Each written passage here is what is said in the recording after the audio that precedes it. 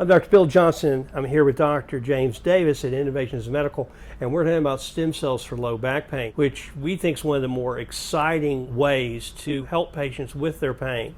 Good morning. Good morning, Bill. Thank you. So what is causing most of the pain for these back patients? Well, it's variable. There are some patients that are having axial back pain from the small joints along the vertebral bodies, and those are facet joints. There are those that also have back pain related to disc issues. So what do we do for the facet joints, which are kind of like a little finger joint where the vertebrae connect to each other? What can we do to help when that's causing the pain? If we take the cells and do an injection articularly into the joint itself, it seems to help with inflammation and resolution of pain.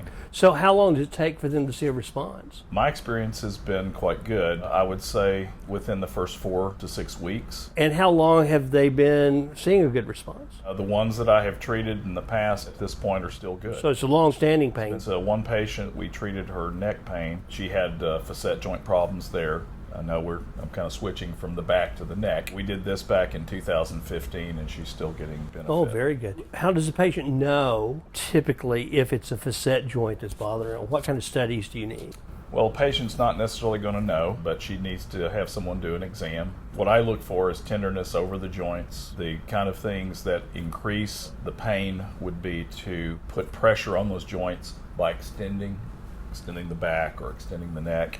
So you can tell in an exam they don't necessarily need an MRI before they do this. The advantage of having an MRI is that if you have other issues there, those may need to be addressed also. Sometimes patients they don't have pain just related to one thing. So an MRI helps us know that. It does help. So sometimes we can do it without an MRI, but it's always better if we have one. I agree. When they say, what's a ruptured disc, you take some blocks and put a super ball under them, and put that under pressure and wrap it around with that packing tape. And so when you're rupturing a disc, part of the packing tape is torn, and now that part of the super ball is sticking out. Yes. That can cause problems when that's sticking out? Of course, direct mechanical pressure on nerves, decreasing blood flow to that nerve, which results in pain. But also the material in the disc itself is inflammatory. So you can actually have a chemical inflammation. So what do stem cells do that helps? Well, first of all, stem cells, they have anti-inflammatory properties, but probably the biggest thing is the paracrine. We call it paracrine function.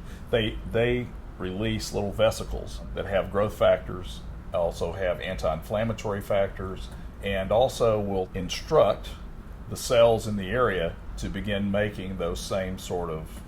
So that toxic thing you talked about from the disc that causes inflammation, the stem cells can help to turn that inflammation off and help with the swelling in the area.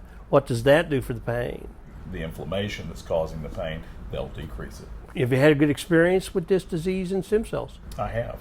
And how long does it take for the patient to see benefit?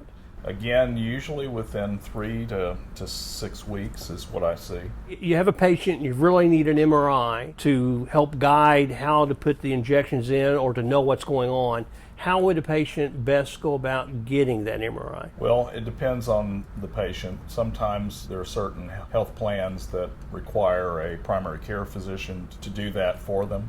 We can order them and we'll get them done, but our problem is we're often not on their insurance plan. Right. And when we're not on their insurance plan and we order it, there's always a risk that their insurance company will deny payment. That's right. So we typically recommend that they have their primary care doctor order that for them. So James, after they get their MRI, do they need to call and talk with you? Do they talk to your office staff?